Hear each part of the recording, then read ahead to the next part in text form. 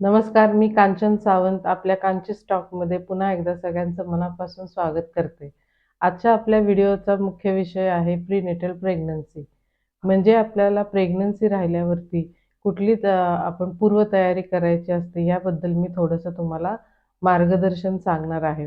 व्हिडिओला सुरुवात करण्याअगोदर मी सगळ्यांना पुन्हा एकदा विनंती करते, की माझा हा व्हिडिओ आवडला असल्यास या चॅनलला सबस्क्राईब, शेअर आणि कमेंट्स करा. आपण व्हिडिओला सुरुवात करतो, तो मी सब्जेक्ट सांगितलेला आहे तो म्हणजे प्रीनेटल प्रेग्नन्सी. आता स्त्रीच्या आयुष्यामध्ये सर्वात महत्त्वाची जी गोष्ट मानली जाते, ती म्हणजे तिचं आई होणं. आई होणं हे आपल्याला निसर्गाने स्त्रीवर बहाल केलेली एक मोठी देणगी आहे असं म्हटलं जातं. आणि खरंच आहे ते, की आईपण हे सार्थक होण्यासाठी तिला गरोदरपण हे पहिल्यांदा अनुभवायला लागतं आणि ह्या गरोदरपणातूनच बाळाचा जन्म होतो आणि तेव्हा ती आई बनते असं म्हटलं जातं. आता आपण हा जो विषय मी तुम्हाला मांडणार आहे, प्रीनेटल प्रेग्नन्सी म्हणजे काय? याचा अर्थ काय? याची लक्षणं कुठली असतात? तर हे जाणून घेण्याची इथे गरज का भासली? याविषयी तुम्हाला मार्गदर्शन करण्यासाठी हा व्हिडिओ का तयार करायला लागला किंवा का करावासा वाटला? तर ह्याचं एक मुख्य कारण म्हणजे की आजकाल आपण बघतो की काही-काही ठिकाणी बालमृत्यू होतात किंवा मातामृत्यू होतात किंवा डिलिव्हरीच्या वेळेस अ, त्या महिलेची फार ओढाताण होते, त्रास होतो, मानसिक त्रास होतो, शारीरिक त्रास होतो आणि हे सगळं अ, आपल्याला जर टाळायचं असेल किंवा आपली प्रेग्नन्सी, आपलं गरोदरपण, डिलिव्हरी ह्या सगळ्या व्यवस्थित व्हायच्या असतील, तर काही काळज्या घ्याव्या लागतात आणि त्या काळज्या काही महिलांना माहिती नसल्यामुळे हे आपल्याला काही प्रश्नांना किंवा समस्यांना सामोरे जावं लागतं. तर त्यासाठी हा व्हिडिओ मला तयार करावासा वाटला, की प्रीनेटल प्रेग्नन्सी म्हणजे काय? सर्वात प्रथम मी असं म्हणते, की आपल्याकडे लग्न हा खूप मोठा चांगला संस्कार मानला जातो. लग्न करण्यामागं बरीच कारणं आहेत, की जेणेकरून विविध आपल्या शारीरिक, मानसिक, आर्थिक ज्या काही गरजा आहेत त्या पूर्ण करण्याची एक अ, व क एक स सोय स सोय म्हणजे लग्न आपण करतो आणि ते लग्न झालं म्हणजे साहजिकच त्या स्त्री-पुरुषांमध्ये शारीरिक संबंध येतात आणि त्या शारीरिक संबंधांमधनं मूल जन्माला येत असतं, हे आपल्यासारख्या व्हिडिओमध्ये मी तुम्हाला सांगते आहे. तर ही मूल जन्माला प्रत्यक्ष घालण्याची जबाबदारी ही निसर्गाने बाईवर टाकलेली आहे. हे त्रिवार सत्य आहे. मग ही प्रेग्नन्सी आपल्याला कशी राहते हे तर तुम्हाला आता मी सांगितलं आहे, की शारीरिक संबंध आले, सुरक्षित शारीरिक संबंध म्हणजे विदाऊट कंडोम न वापरता जे शारीरिक संबंध ठेवले जातात, त्यातूनच हे बीज रुजतं. स्त्रीबीज आणि पुरुषबीज यांचं मिलन होऊन, संयोग होऊन तिथे बीज रुजतं आणि तिथे बाळाचा जन्म होतो. तर ही म्हणजे प्रेग्नन्सी कशी राहते हे आपल्याला आता ह्या वाक्यातनं तुम्हाला नक्कीच समजलं असेल. सर्वात महत्त्वाचं म्हणजे मी एक मुद्दा इथे सगळ्यांना सांगावासा वाटतो, की जेव्हा तुम्ही लग्न करता, लग्नानंतर काही-काही बऱ्याच गोष्टी शेअर करायच्या असतात, की त्यातलाच हा एक मुद्दा आहे, की त्या कपलनी म्हणजे त्या जोडप्यानी ठरवायला पाहिजे, की आपल्याला बाळ नक्की कधी हवंय. माझ्याकडे अशा बऱ्याच केसेस आलेल्या आहेत, की लग्न झालं आणि लगेच 1-1.5 महिन्यामध्ये तिला प्रेग्नन्सी राहिलेली आहे, की ती तिच्या इच्छेविरुद्ध आहे. तर हे असं न होता ते आईपण व्यवस्थित छान जपलं जावं. त्या महिलेला त्याचा अनुभव घेता यावा. छान तिच्या मनाप्रमाणे सगळ्या गोष्टी करता याव्यात. ह्याच्यासाठी लग्नानंतर इथे मी नवरा-बायकोंना असं सांगते, की तुम्ही जेव्हा मुलाचा विचार करता, तेव्हा लग्नानंतर हा विचार करावा, की आपल्याला बाळ हवंय का? कधी हवं आहे? आणि आता काही-काही वेळेस कसं होतं, की अ, मुलींची शिक्षणं असतात, मुलांची शिक्षणं असतात आणि त्याच्यामुळे ते वय 25-30च्या घरामध्ये असतं. तर तुम्हाला माहिती आहे, की लग्न करण्याचं साधारण 18 वर्षानंतर आपण कायद्याने डिक्लेअर केलेलं आहे आणि त्या मुलीचं, त्या स्त्रीचं बाळाला जन्म देण्यासाठी तिचं पूर्ण शरीर तयार होण्यासाठी साधारणपणे 22-23 हे वर्ष ओलांडावं लागतं. म्हणजे ती परिपक्वता तिच्यात शारीरिक आणि मानसिक येत असते ह्या वयामध्ये. तर ह्या सगळ्या गोष्टींचा विचार करून त्या दोघांनी अ, निर्णय घ्यायला पाहिजे, चर्चा करायला पाहिजे, की आपल्याला लग्नानंतर बाळ कधी हवंय. जर त्यांना लगेच हवं असेल, काही-काही वेळेस शिक्षणामुळे किंवा नोकरी, बिझनेस याच्यामुळे उशीर झालेला असतो. 30-35 वयामध्ये मुलं-मुली आलेले असतात आणि तेव्हा त्यांना असं वाटतं, की नाही आता आपल्याला बाळ होणं फार गरजेचं आहे. कारण 30 वर्षानंतर आपल्या शरीराचे अवयव हे सुद्धा त्यातली शारीरिक क्षमतासुद्धा हळू-हळू कमी व्हायला लागते. आणि इथे एक मला आवर्जून सांगावसं वाटतं, की आता काही वेळेस असं होतं, की ज्याला आपण म्हणतो, की पाळी जाण्याची पूर्वकाळ म्हणजे प्री मेनोपॉज ज्याला असं आपण म्हणतो, की त्याची सुरुवात ही साधारणपणे 35 वर्षापासनं काही-काही केसेसमध्ये दिसते, की 35 वर्षानंतर मेनोपॉज ही होण्याची शक्यता असते आणि जिथे मासिक पाळी थांबली जाते, तिथे मग मूल जन्माला घालण्याची प्रक्रिया ही थांबली जाते. म्हणून मी असं इथे म मु जोडप्यांना किंवा मुला-मुलींना असं सांगू इच्छिते, की तुम्ही जेव्हा लग्न करता, तेव्हा तुम्ही लग्न कधी करायचंय, तुमच्या ज्या काही समस्या आहेत, जे काही प्रॉब्लेम्स आहेत, ते एकत्र चर्चा करून त्यानुसार तुम्हाला मूल कधी हवंय, ते तुम्ही ठरवलं गेलं पाहिजे आणि त्यानुसार त्याची अंमलबजावणी केली पाहिजे.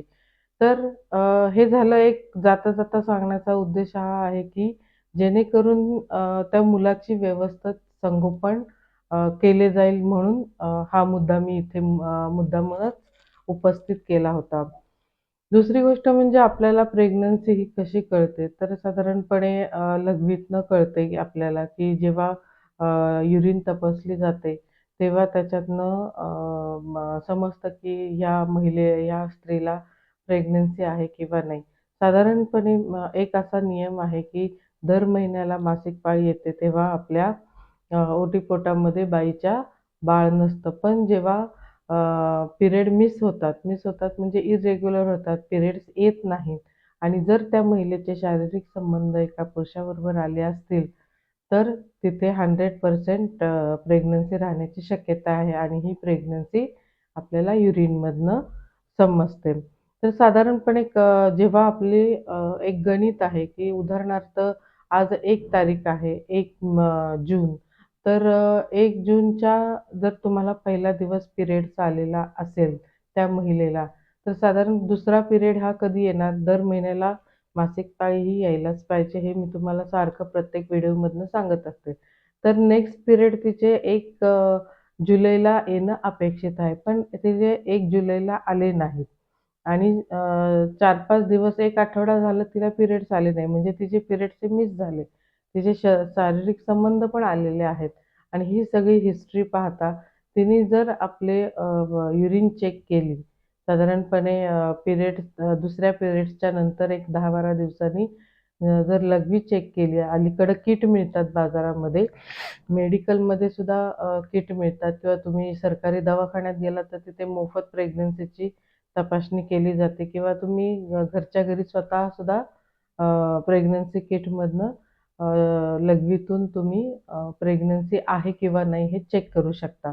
आणि मग त्या किटमध्ये ते युरिनचे ड्रॉप्स टाकले तर तिथे 2 रेषा असतात. त्या दोन्ही रेषा रेड झाल्या म्हणजे लाल झाल्या की समजायचं आपल्याला प्रेग्नन्सी आहे. काही-काही वेळेस असं होतं की जेव्हा पिरियड मिस झाले आणि आपण लगेच जर चेक करायला गेले तर एकच रेड होते आणि दुसरी अशी पुसटशी गुलाबी वगैरे होते. तर तिथे थोड्या दिवस जरा तुम्ही थांबायला पाहिजे. काही-काही वेळेस मिसअंडरस्टँडिंगमुळे सुद्धा महिलांना असं वाटतं, की नाही माझी दुसरी लाल रेष झाली नाही, तर मला प्रेग्नन्सी राहिलेली नाही असा त्याचा अर्थ होतो. पण तसं नाही. जर तुमचे संबंध आले असेल, तर 101% तुम्हाला प्रेग्नन्सी राहण्याची तिथे शक्यता आहे. तुम्ही साधारणपणे पिरियड्सच्या नंतर जर एक आठवडा किंवा 10 दिवसांनी चेक केलं, तर तुम्हाला म्हणजे गॅरंटीनी पॉझिटिव्ह रिझल्ट म्हणजे प्रेग्नन्सी आहे हे त्या किटमधनं समजू शकतं. आता हे आपल्याला कळालं इथे, की आपण प्रेग्नन्सी आहे किंवा नाही हे कशातनं चेक करू शकतो आणि कसं आपल्याला कळतं. काही-काही वेळेस असं सुद्धा होतं, की काही लक्षणं आहेत.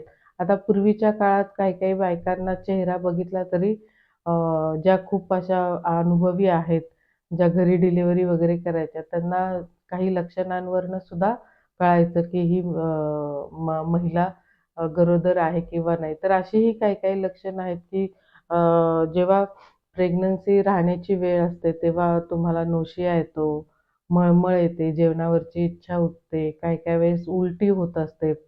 तर ही अशी लक्षणं आहेत किंवा टॉयलेटला जाताना त्रास होत असतो, सारखी बाथरूमला म्हणजे लघवीला येत असते. ही अशी लक्षणं आहेत. तर ह्या लक्षणांवरनं आपण अंदाज बांधू शकतो. पण खरी कधी तुम्हाला जेव्हा तुमच्या डोळ्यांनी रिझल्ट दिसतो तुम्हाला, डॉक्टर लिहून देतात, की नाही तुम्ही आता प्रेग्नंट आहात, तेव्हा आपण समजायचं की खरंच मी प्रेग्नंट आहे आणि त्याच्यानंतर आपला पुढचा प्रवास हा सुरू होतो. साधारणपणे हे जे स्त्रीबीज आणि बीज असतं आपलं ते आपल्या ओटीपोटामध्ये असतं आणि पहिल्या दीड 2-3 महिन्यामध्ये ते तिथे व्यवस्थित सुरक्षित जागा शोधत असतं ॲडजस्ट व्हायला. तर एकदा ॲडजस्ट झालं, की मग पुढे जास्त उलटी, मळमळ वगैरे असे त्रास होत नाहीत. तर हे एक मी तुम्हाला जाता-जाता महिलांना सांगते, की जेव्हा प्रेग्नन्सी राहते, तेव्हा अशीही काही लक्षणं दिसायला लागतात. आणखीन एक महत्त्वाचा मी मुद्दा इथे शेअर करते तो म्हणजे मेडिकल वैद्यकीय सुविधा. तर ह्या वैद्यकीय सुविधांमध्ये प्रीनेटल प्रेग्नन्सीमध्ये तुम्ही कुठली तयारी करायला पाहिजे? तर तुम्ही बाळासाठी जे काही दुपटं आहे, जे काही कपडे आहेत, लंगोट म्हणा, स्वेटर म्हणा, मोजे, हातमोजे, रुमाल हे सगळे तुम्ही कॉटनचा जो कपडा असतो, तो तुमच्या घरी जर समजा कॉटनच्या साड्या असतील, तर त्याचं टेलरकडनं तुम्ही दुपटी, बाळोती शिवून घेतलीत आणि व्यवस्थित 2दा-3दा छान धुवून व्यवस्थित डेटॉलमध्ये निर्जंतुकीकरण त्याचं करून ती एक बॅगच भरून ठेवायची, की जेणेकरून आपल्याला माहिती आहे, की माझी डिलिव्हरी ह्या-ह्या तारखेला होणार आहे. साधारणपणे डिलिव्हरीचा कालावधी हा 280 दिवसांचा म्हणजे 40 आठवड्यांचा असतो आणि 40 आठवड्यानंतर आपल्याला डिलिव्हरी होत असते. तुम्ही जर हॉस्पिटलमध्ये गेलात तर डॉक्टर तुम्हाला जेव्हा प्रेग्नन्सी तुम्ही टेस्ट करता त्यावेळेसच तुमच्या पहिल्या पाळीचा तारीख आणि तुमच्या डिलिव्हरीची तारीख ह्या दोन्ही तुमचं जे प्रेग्नन्सीचं कार्ड असतं ते कार्डावरती लिहून देतात आणि त्या म्हणजे काही-काही वेळेस असं होतं की महिलांना माहितीच नसतं की आपली डिलिव्हरी कधी होते.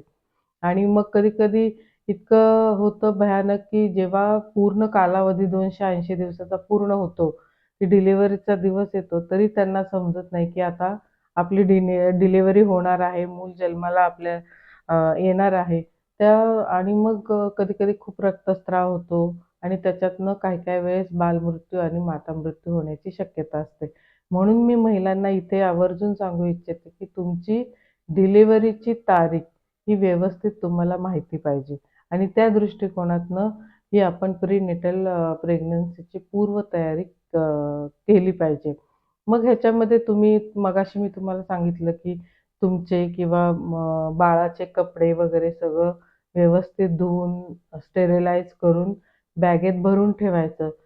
आणखीन एक महत्त्वाचा मुद्दा म्हणजे, की महिलांना स्वच्छता हा एक भाग आहे. की जे स्वच्छता तुम्ही जेवढी ठेवाल त्या कपड्यांची, तेवढे त्या अ, अ, हे बाळाला त्रास होणार नाही. कारण जेव्हा बाळ आपल्या त्या पिशवीमध्ये असतं, गरोदर गर्भपिशवीमध्ये जेव्हा ते बाळ असतं, तेव्हा ते उबदार असतं आणि जेव्हा डिलिव्हरीनंतर बाहेर अ, येतं बाळ, तेव्हा ते बाहेरच्या वातावरणाशी त्याला ॲडजस्ट व्हायला थोडासा वेळ लागतो. त्याच्यामुळे कधी-कधी त्याला थंडी वाजून येणं, ह्या गोष्टी अशा घडणार असतात. मग आपल्याला घाबरायला होतं कारण बाळ काय स्वतःहून सांगू शकत नाही, की मला थंडी वाजते, मला गरम होतंय वगैरे. म्हणून आपण हा अंदाज बांधून ही सगळी पूर्वतयारी करण्याची गरज असते. दुसरी महत्त्वाची गोष्ट म्हणजे तुम्हाला माहिती आहे, की डिलिव्हरी आपली या-या तारखेला होणार आहे. त्याच्या अगोदरच तुम्ही आठवडाभर हे सगळ्या तयारीत राहिले पाहिजे. मग त्याच्यात तुम्ही गाडीची व्यवस्था केली पाहिजे. जर तुमचं हॉस्पिटल लांब असेल, तर तुम्ही एखादी वाहन व्यवस्था करू शकता. आता काही खेडेगावांमध्ये आम्ही बघतो तर तिथे काहीच सोय नसते. मग आपल्याकडे जी 108 ॲम्ब्युलन्स नंबर आहे, की जो 108 तुम्ही मोबाईलवरती डायल केला, किंवा केला तर तुम्हाला ते ॲम्ब्युलन्समधनं दवाखान्यात जाऊ शकते. पण जिथे सरकारी हॉस्पिटल्स आहेत, तिथे तुम्हाला हे 108 ची ॲम्ब्युलन्समधनं त्या महिलेला डिलिव्हरीसाठी घेऊन जाण्याची सोय खूप छानपणे सरकारने केलेली आहे. काही-काही बेनिफिट्ससुद्धा अ, अ, सरकारी रुग्णालयात दिले जातात, की त्या महिलांना काही आर्थिक भत्ता दिला जातो 2 टप्प्यांमध्ये, की जेणेकरून तिला तिच्या खाण्याचे आभाळ होऊ नये किंवा तिच्या मुलाला व्यवस्थित पोषण मिळावं, खाण्यापिण्याच्या सगळ्या तिच्या पद्धती व्यवस्थित पूर्ण व्हाव्यात ह्याच्यासाठी आपल्या भारत सरकारकडनं गरोदर महिलांना सुद्धा आर्थिक सोय केलेली आहे आणि ही सोय सगळ्या सरकारी दवाखान्यांमध्ये मोफत आहे. त्यासाठी तिथे तुम्हाला जाणं आवश्यक आहे, तिथे तपासणी करणं आवश्यक आहे आणि अ, तिथे त्या सुविधांचा लाभ घेणं आवश्यक आहे. दुसरी गोष्ट म्हणजे आपल्याकडे असा एक नियम आहे, की पहिली डिलिव्हरी ही नेहमी माहेरी होत असते. त्याच्यामागे सुद्धा एक कारण आहे, की माहेरी म्हणजे आपल्या आई असते आणि आईकडे आपण बऱ्याच गोष्टी मोकळेपणाने शेअर करत असतो. तर असं जर तुमचं हे माहेर जर लांब असेल किंवा काही कारणास्तव तुम्हाला माहेरी डिलिव्हरी करणं शक्य नसेल, तर तुम्ही जिथे ज्या परिस्थितीमध्ये तुम्ही आहात, तिथे कसं व्यवस्थितरित्या आपली डिलिव्हरी चांगली होईल, ह्या दृष्टिकोनातून तुम्ही प्रयत्न केले पाहिजेत. मग त्यासाठी सगळ्या ह्या मी सांगितलेल्या गोष्टींच्यावरती तुम्ही फोकस केला पाहिजे. दुसरी गोष्ट म्हणजे आता वैद्यकीय सुविधांमध्ये डॉक्टर जे तुम्हाला गोळ्या औषधं लिहून देतात, ती गोळ्या औषधं ही तुम्हाला पहिल्या महिन्यापासूनच सुरुवात केली पाहिजे आणि या औषधांमध्ये सर्वात महत्त्वाची भूमिका म्हणजे आयर्न फॉलिक ॲसिडचं जे सप्लिमेंटेशन असतं, ते प्रेग्नंट महिलांना आवर्जून दिलं जातं. ते बायकांनी त्या गोळ्या अवश्य खाल्ल्याच पाहिजेत. ह्या फॉलिक ॲसिडनी काय होतं, आपल्या बाळाच्या मेंदूची वाढ चांगली होते, मणक्याची, शरीराची वाढ चांगली होते आणि आपलं बाळ हे व्यवस्थित राहतं. काही-काही वेळेस असं होतं, की काही महिलांना जेवण जात नाही, नोशिया आलेला असतो किंवा उलटी मळमळ होत असते. दुसऱ्यांचं खाण्याची इच्छा होत असते, ज्याला आपण डोहाळं असं म्हणतो, की जर असं होत असेल, तर तो कालावधी हा थोड्या दिवसांसाठी असतो. काही-काही महिलांना तर 7-7, 8-8 महिने, 9-9 महिन्यांपर्यंत नोशिया येत असतो. तर त्याच्यात घाबरण्यासारखं असं काहीच नाहीये. जेव्हा कुठलीही आपल्याला एखादी वस्तू किंवा एखादी गोष्ट आपल्या शरीरात येते, तेव्हा शरीराला ती ॲडजस्ट करायला ही थोडासा वेळ द्यावा लागतो आणि प्रत्येकाचं शरीर जरी एक असलं, तरी शारीरिक आणि मानसिक क्षमता ही फार कमी असते. तर ह्या गोष्टींचा प्रामुख्याने बायकांनी विचार इथे केला पाहिजे प्रेग्नन्सीमध्ये. दुसरी गोष्ट म्हणजे ह्या दिवसांमध्ये अ, महिलांनी खूप पॉझिटिव्ह आपले विचार ठेवले पाहिजेत, की मी आता आई होणार आहे. मी तर प्रत्येक व्हिडिओमध्ये सांगते, की जगातली सर्वात सुंदर आणि छान गोष्ट म्हणजे आई होणं. तर हे आई होणं आपल्याला कसं आनंदी घेता येईल. आता प्रत्येक घरात काही ना काही प्रॉब्लेम्स असतात, काही वाद असतात. तर हे सगळे बाजूला ठेवून फक्त त्या दिवसात माझं बाळ कसं व्यवस्थित राहील आणि त्याला कसा मी व्यवस्थित जन्म देऊ शकेल सुरक्षित ठिकाणी, या गोष्टीचा विचार केला पाहिजे. मग ह्यासाठी तुमचा आहार चांगला पाहिजे. तुम्ही जे आपले ए, बी, सी, डी जे सत्वयुक्त आहार आहे, हिरव्या पालेभाज्या आहेत किंवा कडधान्य आहेत, मोड आलेली, फळं आहेत, फळभाज्या आहेत. ह्या सगळ्या फळभाज्या तुम्ही खाल्ल्या गेल्या पाहिजेत. तुम्ही खाल्लं तर तुमच्या कडनं त्या बाळाचं पोषण हे व्यवस्थित होईल. काही-काही वेळेस महिला असं म्हणतात, "नाही मला जेवणच जात नाही, जेवणच जात नाही" आणि तुम्ही जर जेवलाच नाही, तर त्या बाळाला पोषण मिळणार नाही, त्याच्या शरीराची पूर्ण वाढ होणार नाही. अशा वेळेस तुम्ही डॉक्टरांचा सल्ला घ्या आणि मग त्याच्यावरती डॉक्टर व्यवस्थित मेडिसिन देऊन हा प्रॉब्लेम सॉल्व्ह करू शकतात. तर इथे मला आवर्जून महिलांना सांगायचं आहे, की तुम्ही 2 तास झालं, की थोडं-थोडं खायची सुरुवात ठेवा. एक प्लॅनिंगच आठवड्याचं करायचं, की सकाळी उठल्यापासून ते रात्री झोपेपर्यंत मी कामं सगळी करायची. 2-2 तासांनी खायचं. मग नाश्ता झाला, की 1 ग्लास दूध सकाळी उठल्या-उठल्या 1 ग्लास दूध घ्यायचं, त्याच्यानंतर नाश्ता करायचा, त्याच्यानंतर जी काही तुमची कामं असतील ती करायची. दुपारी जेवण करायचं. जेवणामध्ये लिंबू किंवा दही किंवा काय म्हणतात त्याला पालेभाजी, एक दिवस पालेभाजी करा, एक दिवस फळभाजी करा, वरण-भात, डाळी वगैरे म्हणजे जेणेकरून त्या मुलाला सगळं व्हिटॅमिन्स त्याच्या शरीरात जाईल आणि व्यवस्थित बाळ हे पोसलं जाईल. त्याच्यानंतर आणखीन 2 तासांनी तुम्ही नाश्त्याला पोहे, उपीट वगैरे, उकडलेली अंडी आहेत.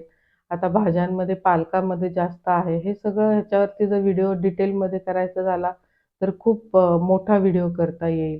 तर प्रेग्नन्सीमध्ये मी तुम्हाला असं म्हणते, की ज्याच्यामध्ये जास्त सत्व आहे, जीवनसत्व आहेत, हिरव्या पालेभाज्या, तर हे कडधान्य, फळभाज्या ह्या सगळ्या तुम्ही फळं खावा. आणि त्याच्यानंतर जसा सीझनेबल आहे, म्हणजे जसा पावसाळ्यातला सीझन, हिवाळ्यातला, जसं सीझनेबल फळं येतात आपल्या बाजारामध्ये, ती तुम्ही अवश्य खाल्ली पाहिजे. सर्वात महत्त्वाचं म्हणजे भरपूर पाणी पिलं पाहिजे आणि ह्या दिवसांमध्ये वारंवार आपल्याला लघवीला जावंसं वाटतं, तर त्याच्यात घाबरण्यासारखं असं काही नाही.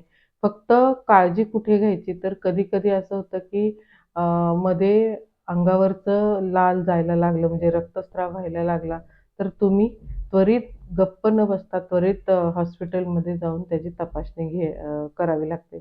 आणि इथे मला आणखीन एक महत्त्वाची गोष्ट सांगायची, की पहिली प्रेग्नन्सी कधीच अबॉर्ट केली जात नाही. म्हणजे पहिल्या प्रेग्नन्सीचं कधीच गर्भपात शक्यतो केला जात नाही. कारण कसं होतं, की पहिली प्रेग्नन्सी असते ती आणि ती फार महत्त्वाची असते. काही-काही वेळेस महिलांना ह्याच्यातलं काही अनुभव नसतो. काळजी कशी घ्यावी किंवा डिलिव्हरी कशी होते, त्याच्यामुळे ती भीती एक त्यांच्या मनात असते. आणि मला असं वाटतं, की तुम्ही हा व्हिडिओ बघितल्यावरती बऱ्याच महिलांचे प्रश्न हे सुटले जातील, की त्याच्यात घाबरायचं असं काही नाही, की मी तुम्हाला म्हटलेलं आहे, की सजीव प्राणी दुसरा सजीव तयार करण्यासाठी अ, त्याला हे गरोदरपणाच्या प्रक्रियेतनं जावंच लागतं. त्याच्यामुळे हे नॅचरल आहे.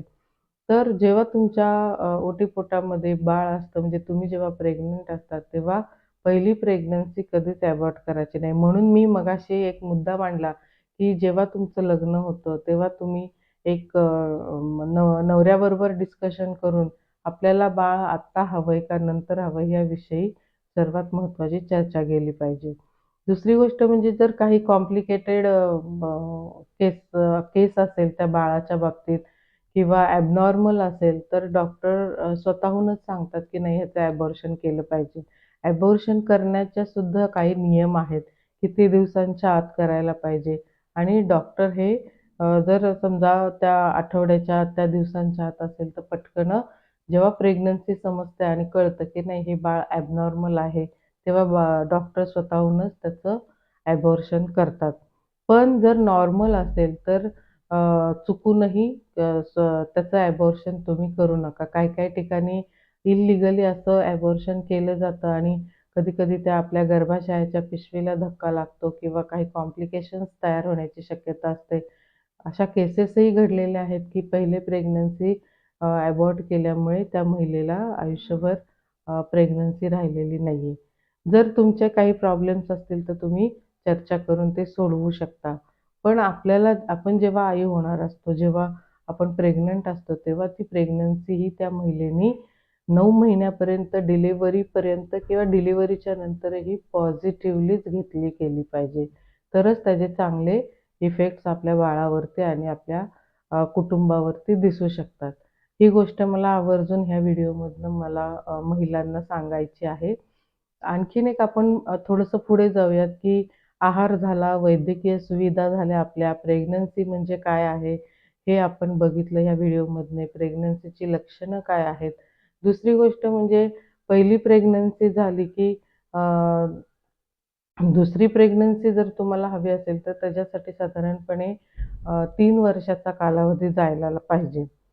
काही-काही वेळेस असं होतं, की पहिली डिलिव्हरी झाली, की लगेच 2-3 महिन्यात बायका येतात आणि म्हणतात, की नाही मी परत गरोदर राहिले म्हणून. तर हे चुकीचं आहे आणि चुकीचं म्हणण्यापेक्षा तिच्या शरीराची जी डिलिव्हरीमध्ये झीज झालेली असते, रक्तस्राव झालेला असतो, तिच्या शरीरातनं ताकद गेलेली असते. ती ताकद भरून येण्यासाठी साधारणपणे त्या महिलेला 2-2.5 वर्ष लागतात आणि ह्या 2-2.5 वर्षामध्ये ते बाळ थोडंसं चालायला लागतं, थोडंसं बोलायला लागतं. म्हणजे जरी तुमची सेकंड प्रेग्नन्सी राहिली तरी तुम्ही त्या बाळाची सोय कोणाकडे तरी करू शकता. ते बाळ राहू शकता आणि दुसऱ्या डिलिव्हरीसाठी तुम्ही सज्ज राहू शकता. म्हणून त्यासाठी काही फॅमिली प्लॅनिंगच्या मेथड्स आहेत. म्हणजे कुटुंब नियोजनाच्या काही पद्धती आहेत, जी की जिथे तुम्ही डिलिव्हरी करता, जेव्हा-जेव्हा तपासायला जाता, तेव्हा तुम्ही त्या डॉक्टरांना असं तुम्ही विचारू शकता, की नाही मला दुसरी प्रेग्नन्सी 3 वर्षांनी, 4 वर्षांनी हवी आहे. त्यासाठी जर काय उपाययोजना आहेत, कॉपर्टी आहे, गोळ्या आहेत. आता तर नवीन अंतराचं इंजेक्शनसुद्धा आलेलं आहे. तर ह्या सगळ्या गोष्टी आपण तिथे अ, डॉक्टरांच्या सल्ल्याने आपण तिथे घेऊ शकतो आणि डिलिव्हरीनंतर त्या म्हणजे आपल्या शरीरात उपयोगात करू शकतो आणि दुसरी प्रेग्नन्सी आपण लांबवू शकतो. आणखीन एक महत्त्वाची गोष्ट म्हणजे की प्रेग्नन्सी राहिल्यावरती मी पहिल्यापासून म्हणते त्या महिलेने कामं सगळी करायची आहेत. काही-काही वेळेस असं होतं की नाही मी प्रेग्नंट आहे, मी आई होणार आहे, असा खूप काही ठिकाणी इश्यू केला जातो. तर ह्याच्यात इश्यू करण्याचं काही नाहीये. आता काही स्त्रिया नोकरी करणाऱ्या आहेत, काही घरात बसणाऱ्या आहेत, नवीन लग्न झालेले असतात. तर मी असं इथे महिलांना सांगते की तुम्ही कामं ही सगळी करा. पण ती ज्या स्पीडनी तुम्ही करत होतात पहिल्यांदा, त्या स्पीडनी करू नका. हळू-हळू करा. काही-काही वेळेस असं होतं, की अ, जड उचलण्यात येतं आणि त्याचा ताण जर आपल्या त्या गर्भाशयात पडला, तर कधी-कधी गर्भपात होण्याची शक्यता असते किंवा जास्त ट्रॅव्हलिंग झालं, की धक्के बसल्यामुळे ते सहन करू शकत नाही. त्याचा जीवसुद्धा खूप छोटा असतो त्या बाळाचा. आपल्याला त्रास होतो, तर त्या बाळाला किती त्रास होईल. म्हणून आम्ही असं म्हणतो, की जेव्हा तुम्ही प्रेग्नन्सी राहता, तुमच्या घरात जर एखादी वयस्कर व्यक्ती असेल, आई-सासू असेल, तर ती तुम्हाला सांगते, "आता जरा जपून चाल, बसताना सुद्धा नीट बस किंवा जास्त जड उचलू नको. पाणी भरायचं झालं तर हंड्याने नको, कळशीने भर." ह्या ज्या छोट्या-छोट्या गोष्टी आहेत, त्या छोट्या गोष्टीतनं सुद्धा आपल्याला प्रेग्नन्सी ही चांगली ठेवता येते. कारण यातूनच काही अशा घटना घडलेल्या आहेत, की जड उचलल्यामुळे त्या महिलेचा गर्भपात झालेला आहे. किंवा गाडीवर बसल्यामुळे नोकरीच्या ठिकाणी जावं लागतं. म्हणजे हादरे बसतात. त्याच्यामुळे सुद्धा काही-काही वेळेस महिलांचे हे गर्भपात झालेले आहेत. तर ही एक सर्वात छोटी गोष्ट असली तरी ती पुढे फार मोठी होऊ शकते. अ, इथे मला महिलांना याबाबत सांगायचं आहे. आणखीन एक महत्त्वाचं इथे मला मुद्दा मांडायचा आहे, की तुम्हाला जर अ, डिलिव्हरीनंतर फॅमिली प्लॅनिंगचं किंवा मुलं-बाळ होण्याचं ऑपरेशन करायचं असेल, तर तेही तुम्ही डॉक्टरांना जेव्हा-जेव्हा तपासायला जाता, तेव्हा तुम्ही सांगायला पाहिजे, की मला आता 2 मुलं आहेत, 1 मुलगा आहे. जे काही असेल ती तुमची हिस्ट्री त्या डॉक्टरांना सांगा आणि मग ते सांगतात, की तुम्हाला ऑपरेशन कधी आम्ही करून देऊ. त्याप्रमाणेही तुम्ही तशी तयारी ठेवली पाहिजे.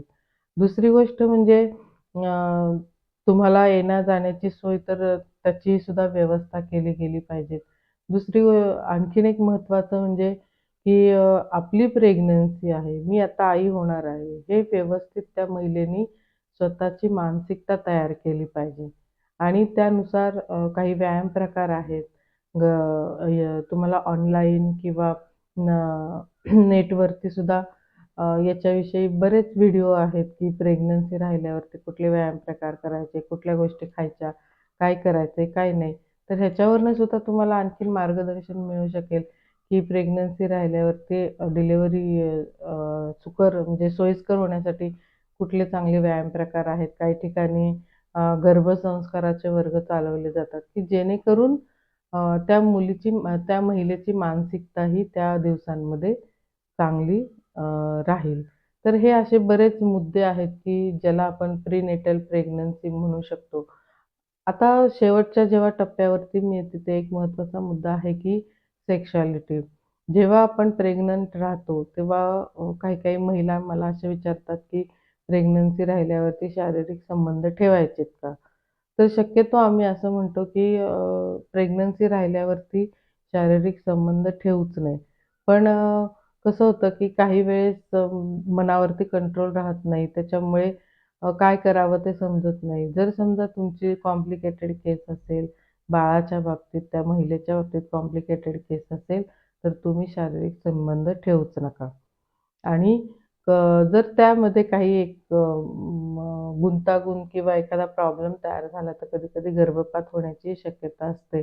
आणि त्या महिलेच्या विरुद्ध जर शारीरिक संबंध ठेवले गेले गरोदरपणात, तर ते सुद्धा बाळाच्या आणि त्या महिलेच्या मनावरती त्याचा निगेटिव्ह परिणाम होण्याची शक्यता असते. त्याच्यामुळे शक्यतो तुम्ही एक 3-4 महिन्यानंतर तरी शारीरिक संबंध ठेवू नका. प्रेम हे कुठल्याही पद्धतीने व्यक्त करता येतं. आणि आफ्टर डिलिव्हरीनंतर तर तुम्ही काही दिवसानंतर, सव्वा महिना म्हणजे 40 दिवसानंतर, 45 दिवसानंतर तुम्ही शारीरिक संबंध हे ठेवू शकता.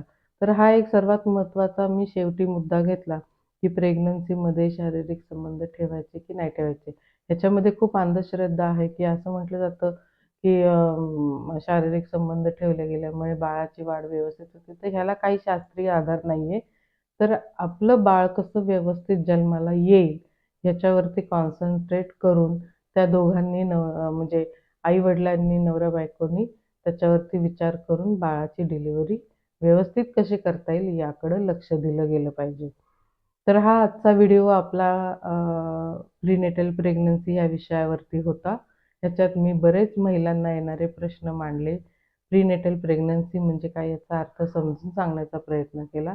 हा जर व्हिडिओ तुम्हाला आवडला असेल, तर माझ्या या कांचीज टॉक या चॅनलला पुन्हा एकदा शेअर आणि सबस्क्राईब करा, ही पुन्हा एकदा मी सर्वांना विनंती करते. धन्यवाद.